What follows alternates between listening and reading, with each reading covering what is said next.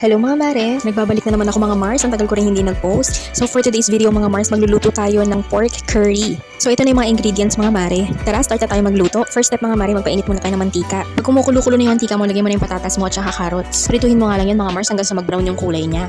Lagyan mo na rin ng konting salt and pepper. Pag nakita mo na nga medyo brown na ibang parts niya, pwede mo nang hanguin yan mga Mars. Set aside muna natin yung patatas at carrots natin, tapos magigisa na tayo ng bawang, sibuyas at luya. Dito na nga rin ako magigisa sa pinagprituhan ng patatas at carrots. Uunahin kong igisa yung luya. Kapag gisang-gisa na at nag-brown na siya, set aside muna natin. Tapos isunod mo na yung sibuyas at bawang. At pag nakita mong wala na silang kaluluwa parehas, ilagay mo na yung curry powder. Isama mo na nga rin yung luya para hindi naman siya feeling lonely. After natin halu-haluin, pwede na natin ilagay yung pork. Igisa mo rin yung pork mga Mars. Pag medyo matagal-tagal mo na siyang ginigisa, pwede ka nang mag-add ng water. Dito mga Mars, nilagay ako ng 2 mangkok ng tubig. Tapos nilagay ko na lahat yung natitirang curry powder ko. Pagka-add mo ng pepper, halu-haluin mo lang tapos takpan mo na muna Mars. Hayaan mo lang muna kumulo mga Mars, tapos kapag kumulo na, pwede mo na ilagay yung gata. Yung gata nga pala na ginamit ko dito is yung Coco Mama.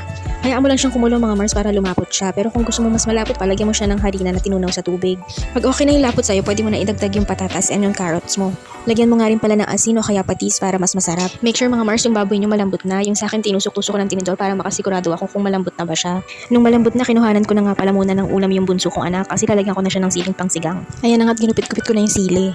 Naku, sarap na naman ang kain ko nito. Mas nagaganahan kasi akong kumain kapag may maanghang. Konting kulo na nga lang mga Mars at pwede nang iserve yan.